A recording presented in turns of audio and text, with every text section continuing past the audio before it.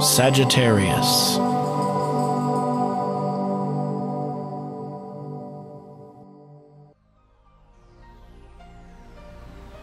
Hello Sagittarius, this is your forecast for February 2014, and this month should create a financial oomph here for you, just because Venus just turned direct again here January 31st, and so as it moves direct, it's in your second house for income and finances.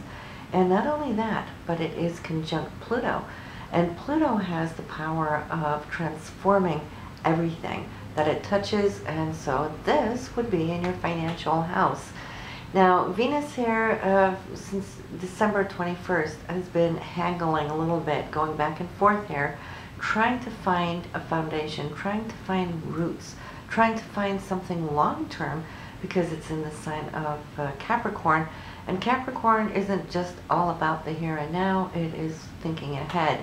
And so this retrograde, I think, has put a lot of your finances on the map, maybe even on hold, maybe even putting you to a point of really understanding here that Pluto is saying it's now or never. You know, Pluto finalizes things of the old patterns that we've been in, and Pluto has been receiving that your Uranus and Mars aspect as well, where it's trying to break away and renew and bring forward, and especially now when Venus, which rules money, second house here, is now with us, we should have some good news top of the month here for you.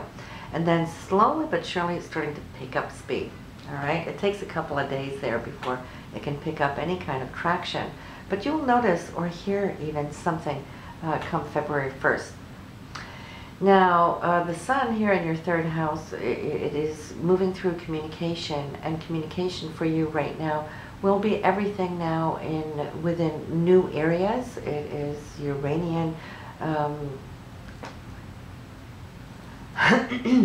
Don't think.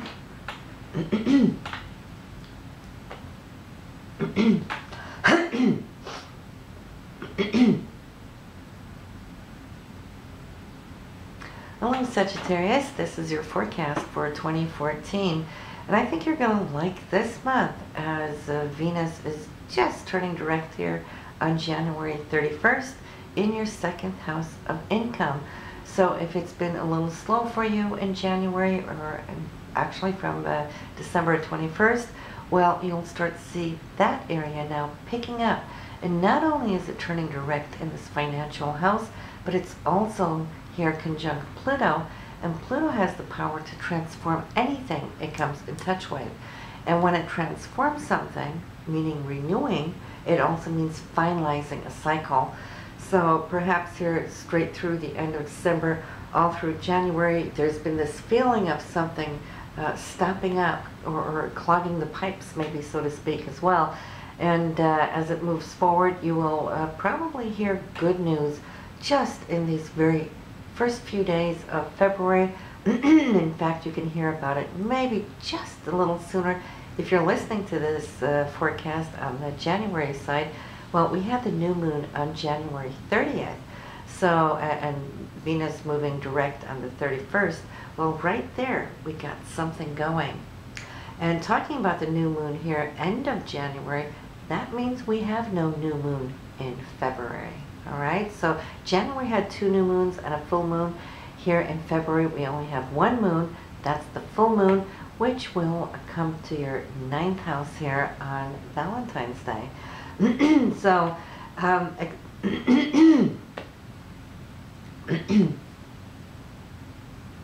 so you can come to expect something really special, really nice on this Valentine's Day, though these days are always beautiful from one year to another. But this full moon is falling into the sign of Leo, and Leo's all heart, it's all pride, it's all joy, it's the inner sun child as well.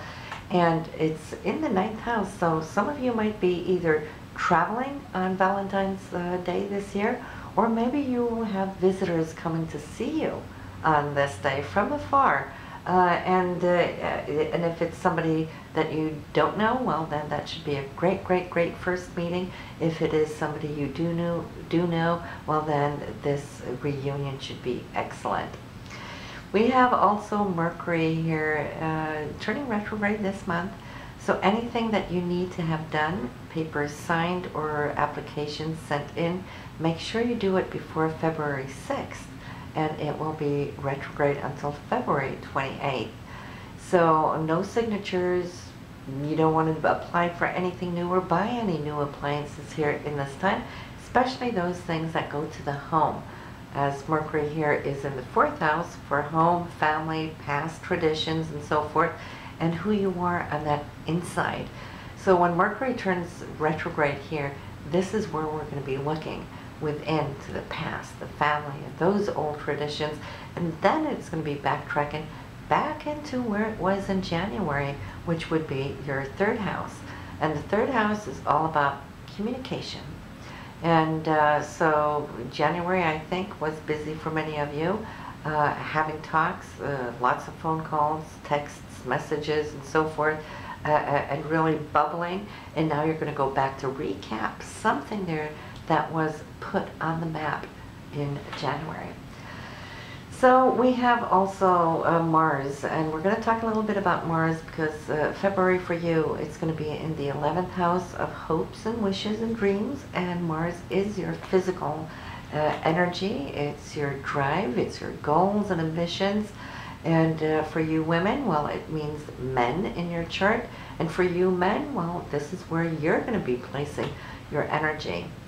And the 11th house is above and beyond the hopes, dreams, and wishes, is also networking. It's ruled by Aquarius, and Aquarius rules everything technological. So you might just see how you're going to be using and exerting specific, pinpointed energy this month in this area. And networking should be excellent for you. Anything technical should be excellent for you. And the good news here is that Mars is going to be in this area all the way to midsummer. So you'll have ample time to dive into this area and see what you can do and make the most out of it.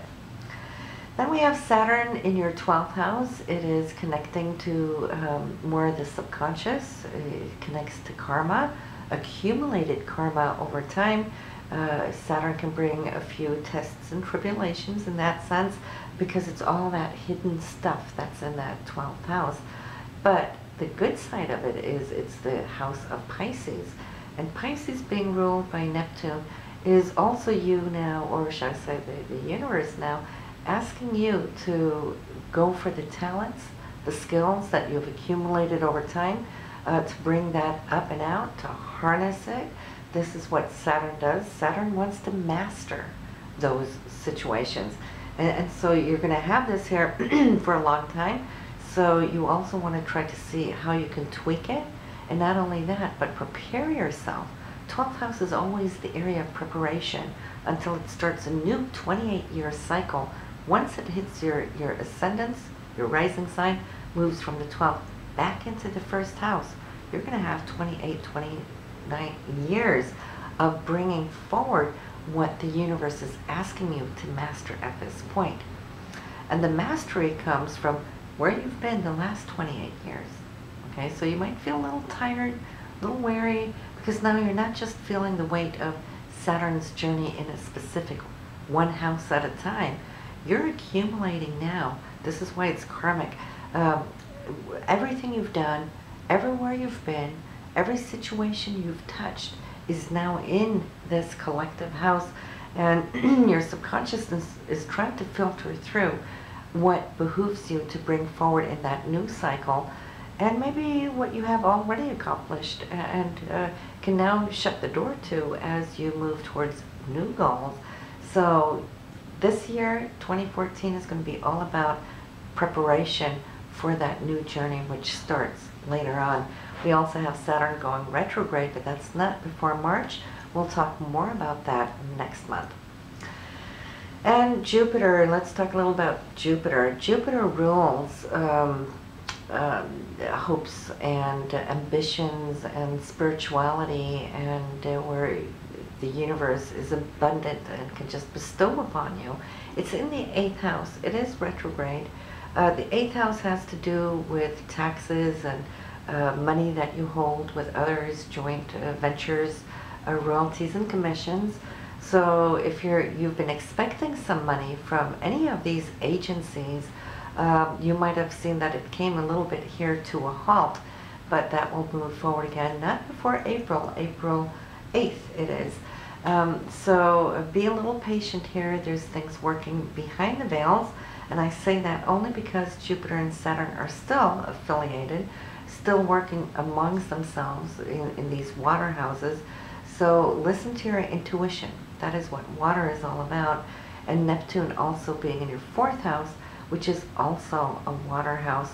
So there's, I'd like to say, a new map being put into place, and I think you might even have an inkling what it might be about. If you go back to summer here of 2013, some of you were already starting to put these things together with hopes and dreams and visions, and I want you to know that even though if not too much is happening right now, it is still in the works. But when a planet is retrograde, it's for your higher good. It's actually bringing things to more so to a forefront where things can be tweaked and honed, so these skills can become even more refined. So once the planets move forward again, oh, you know, it's like then you might see something just drop in your lap. That's springtime for you. But right now it's just kind of resting up here. You just want to trust what Jupiter is doing for you. So we have first part of February. It's going to be a little quiet, not going to be too much action, and I think this is the universe giving us all a little breather because it could have been quite intense for most of us here throughout mid-December, towards the end of the year, and then January as well, just due to the way the planets were acting with Mars and Uranus and Pluto, and lots of choices to be made and shifts to new directions for many of you. So right now you have a couple of weeks just to breathe. It will start up here on February 11th, where the Sun is going to square Saturn. And what that does, that's you, the Sun, approaching Saturn here, and Saturn's asking you, so what do you want to do about your situation? Okay, you might be here on some kind of a, should I say, edge. Are you going to go this direction or that direction? What choice do you want to make? And the choice you do make on this day is going to be quite important, because it's not just for the short term, here, now, the next few weeks. Saturn is working very long term. So you might want to prepare yourself a little bit before the 11th to think about yourself long term. Where am I next year? Where am I in 3 years? Where am I in 5 years? Remember, Saturn's in that 12th house. So it's trying to program our own path. And in this, special for you, Sagittarians, in this area, you're programming the next 28 years. Do you want a new cycle of the last 28 years, or do you want to change that cycle? So you have a lot of work to do here as you're charting out. We might think that we are victim of circumstances in life, that life just happens to us, but no, life for each and every of us, every one of us, we create our lives. That's the law of attraction. We visualize where we see ourselves 5-10 years, and then we move towards those goals. And this is what you're going to be looking at first on the 11th. Another date to pay attention to is the 19th. So the question might become very aware on the 11th, but you don't really have to act on anything quite yet, I think. But then when you come actually to the 16th first, you're going to have a more direct conversation, perhaps with somebody that's going to give some insight. And then it looks more like a choice is coming then on the 19th. So you have the 11th, the 16th, and the 19th, all on this one very same topic. Now on the 18th, the Sun is ingressing, meaning moving out of Aquarius and into Pisces.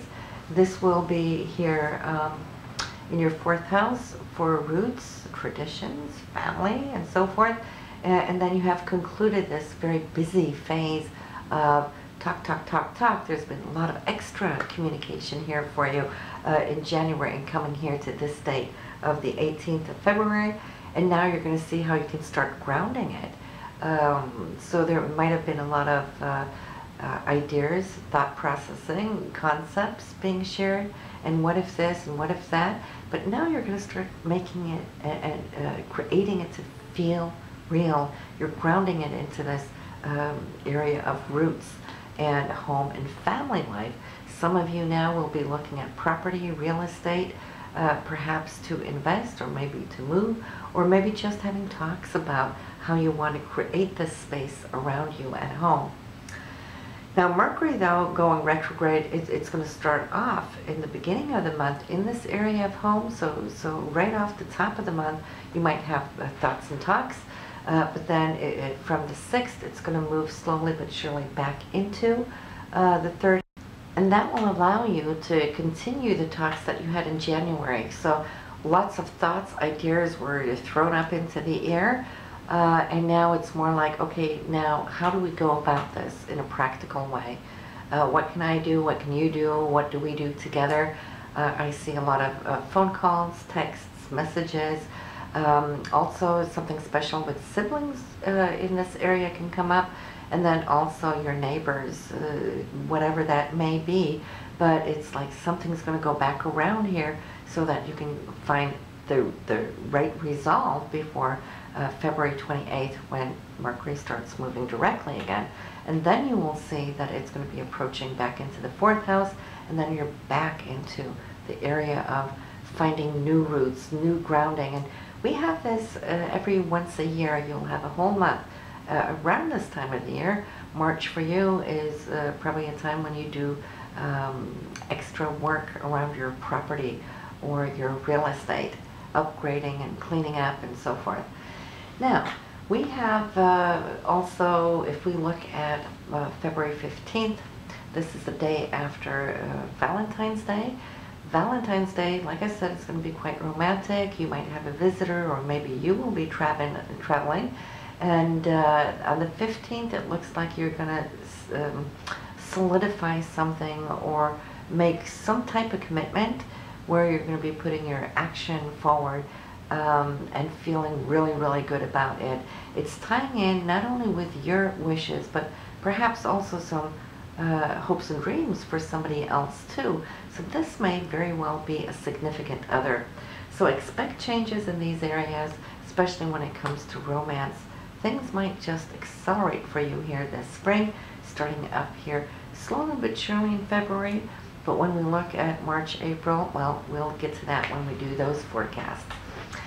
So we spoke about the important communication coming in on the 16th, and then the 19th having to give some resolution, or where you're making that important decision. And then we have a dream day here on February 23rd, when the Sun is going to conjunct with Neptune. And Neptune is your creativity, it is your spirituality. Talk about dreams. This is everything now that lays beyond the physical here and now time. It more ties into spirit time. The Sun here might see that you are connecting with a higher inspiration, a higher form for creative project perhaps. For you, this will be in the 4th house. This is where Neptune is in your chart. So you might just come to see that things are coming together in the area of how and where you live. On the 25th, it's going to anchor in, as Venus now is beautifully aligning to Saturn in a perfect angle. This is between your 2nd house of income and the 12th house of the new karmic structure that you're working on. So you might just see that this is a day that you might feel that the universe now is opening up a new door. You might receive a check on this day, or you might find a job, get some employment. Maybe somebody owed you some money that will come back to you. However that's going to work out for you, 25th is a great day for it. It might just also be communications about how you can improve perhaps your income level. So this is what we have for you pretty much here this month, Sagittarius. We are going to be looking deeper into it in March.